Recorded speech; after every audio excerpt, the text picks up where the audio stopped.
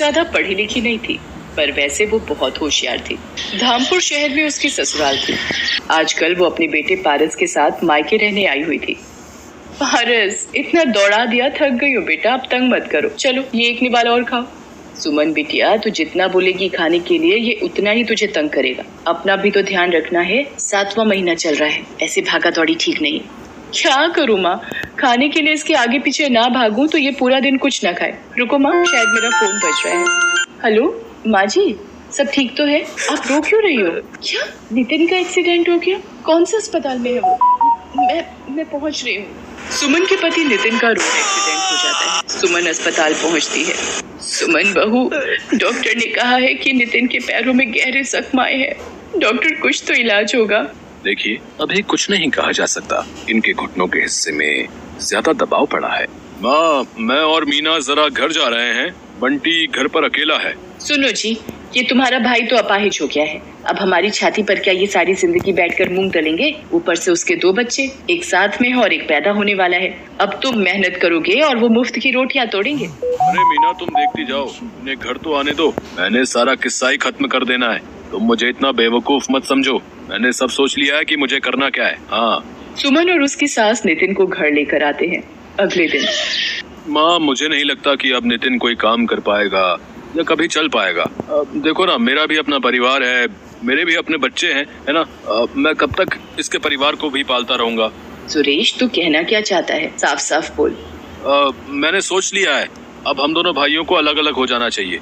हम दोनों भाइयों का कोई अपना मकान या अपनी दुकान तो है नहीं, किराए के घर में रहते हैं और किराए की ही दुकान है। मैं कब तक किराया भी भरूं और सबकी रोटी का भी इंतजाम करूं? नितिन, तू अब सुमन और अपने बच्चों के साथ दूसरे घर में रहने का इंतजाम कर ले। सुरेश, तुझे जरा सी भी शर्म नहीं आती? अपने छोटे भाई की मजबूरी का फायदा उठा रहा है। आज उसे जिंदगी ने अपाहिज बना दिया है तो तू उसको हर तरफ से लाचार बना रहा है। माँ जी, आप ये गनीमत समझो कि हम आपको यहाँ से नहीं निकाल रहे हैं, वरना फिर आप जानती हैं। अरे तू क्या मुझे निकालेगी? मैं ही अपने बच्चों के साथ यहाँ से चली जाऊंगी। सुरेश, तू बड़े भाई के नाम पर कलंक है। अगले दिन सुमन सबके साथ अपनी माँ के घर आ जाती है। तू चिंता मत कर, तू अब मेरे साथ यहीं रह, मेरे पास। नहीं माँ, मैं तुम पर अपने परिवार का बोझ नहीं डाल सकती।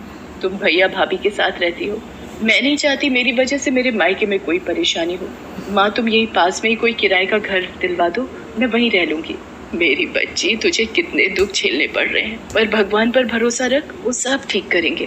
सुमन 1200 रुपए महीने का एक किराए का कमरा ले लेती है। अब उसकी सबसे बड़ी दुविधा ये थी कि आखिर वो अपने परिवार की आजीविका चलाने के लिए पैसे कहाँ से लाए। एक दिन, माँ जी, पारस माँ के साथ वृंदावन दर्शनों के लिए चला गया है। घर कितना सूना सूना सा लग रहा है।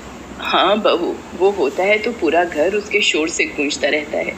माँ जी, नितिन की 2 कमीजें दर्जी को ठीक करने के लिए दी थी, मैं लेकर आती हूँ। सुमन बाजार चली जाती है। रास्ते में वो सोच में डूबी थी, क्या करूँ? मुझे कमाई का कोई जरिया तो ढूंढना ही होगा। मुझे कहीं नौकरी भी तो नहीं मिलेगी। काश मैं ज्यादा पढ़ी लिखी होती। अरे, सब्जी के ठेले लगे हुए हैं। नितिन का लौकी खाने का मन था, उस सब्जी के ठेले से ले लेती हूँ। भैया, ये एक लौकी देना। अभी इनके आलू तोल लूं, फिर देता हूँ। ये लो माता जी, 2 किलो आलू, 40 रुपए हो गए। भैया, ये तुमने तराजू के नीचे क्या लगा रखा है? दिखाना जरा। कुछ भी तो नहीं लगा रखा मैडम जी। सुमन तराजू उठाती है। वो ये देखकर हैरान रह जाती है कि तराजू में चुंबक चिपकी हुई है। भैया, कुछ तो शर्म करो। तुम लोगों को धोखाधड़ी से सब्जी बेच रहे हो, चुंबक लगाकर घपला कर रहे हो। ईमानदारी से काम करना नहीं आता तुम्हें? पता नहीं कब से लोगों के साथ धोखाधड़ी करके सब्जी बेच रहा है। सुमन को बोलता देखकर लोगों की भीड़ लग जाती है। तभी वहाँ एक आदमी आता है जिसे देखकर उस जगह पर खड़े सारे ठेले वाले उसे झुककर नमस्ते करते हैं। क्यों रिया, क्या हुआ? इतना शोर कैसा तेरे ठेले पर? ये सब्जी वाला लोगों को ठगता है, अपने तराजू में चुंबक लगाकर लोगों से धोखाधड़ी करके अपनी सब्जी बेचता है। तेरी इतनी हिम्मत हरिया कि तुम मेरे इलाके में सब्जी का ठेला लगाता है और धोखाधड़ी करता है। मैं चाहूँ तो अभी तुझे यहाँ से हटा सकता हूँ। माफ कर दो सज्जन सेठ, आज के बाद कोई बेईमानी नहीं करूंगा। शराफत से सब्जी बेचूंगा। मेरे छोटे छोटे 4 बच्चे हैं, अगर मेरा कमाई का जरिया छिन गया तो वो भूखे मर जाएंगे। हाँ, रहने दीजिए भाई साहब, इसे अपनी गलती का एहसास हो गया है। मैं जानती हूँ परिवार की परेशानियों का दर्द क्या होता है। बात करते करते सुमन की आंखें भर आती हैं। तभी चिंता से उसके दर्द शुरू हो जाता है। वहाँ आसपास में भीड़ लग जाती है।